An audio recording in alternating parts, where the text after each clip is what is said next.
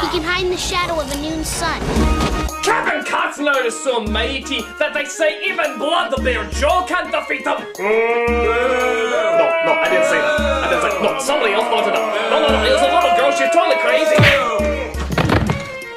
So Hopper hypes up the crew by showing them that he has the map to Dryland. This encourages the crew to keep on rowing, which, let's be honest, looks unbelievably silly. But Costner comes in after the crowd has left to get his friend back. It's him. It is him. You guys are in so much trouble. Thank you, annoying little brat. I thought you were stupid, friend. But I underestimated you. I want the girl. That's all.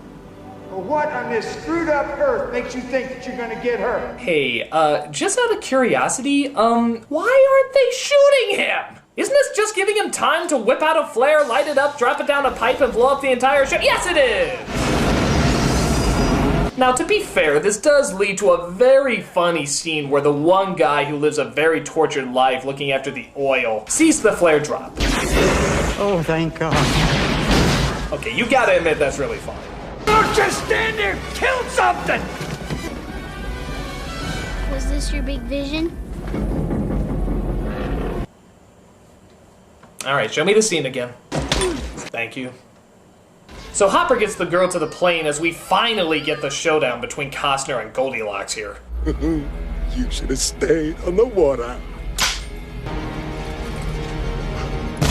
Well, wasn't that a thrilling build-up to an unbelievable letdown? So we see that Hopper is getting away with Enola on the plane.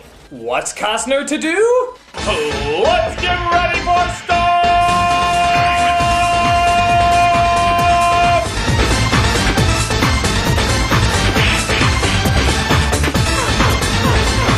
God bless you, Stuff. We love you. So Costner gets Enola to the balloon, but again, Hopper being the world's greatest shot, knocks her off. He and some henchmen try to get to her as Costner thinks up a plan, which leads to, and let's be honest here, one of the stupidest rescue scenes ever!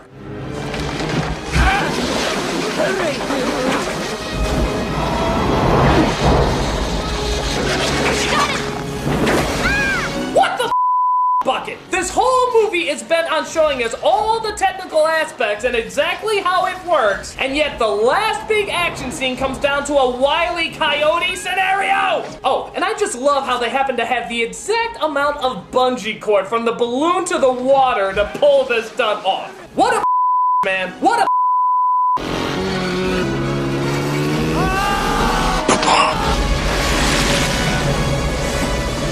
So Gregor finally figures out the language on her back and figures out the way to dry land. And of course, wouldn't you know it, they eventually come across it.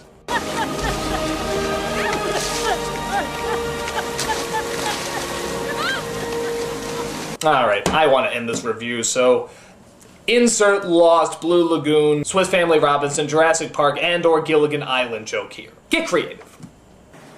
So Costner, of course, says he doesn't belong in this world and decides to go back to the sea. I guess he prefers drinking his own. He says goodbye to the girl, gives the most non-caring kiss ever given to a woman, and sets out to let people down again in The Postman. Whew, okay, that's Waterworld, one of the biggest bombs of all time. But is it one of the worst movies of all time?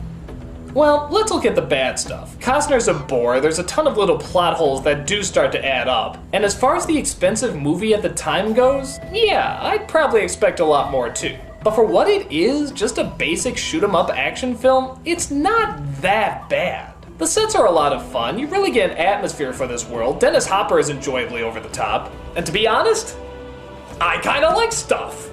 Watching the technicals of this world is really enjoyable. I like seeing how everything works and functions as it makes the world seem a lot more practical and real. But does that make it a good movie? No. But I don't see how that makes it an awful one either. Maybe in a way that's its worst crime. One of the most expensive movies of all time and it's just okay. It's not spectacularly bad or spectacularly good, it's just okay.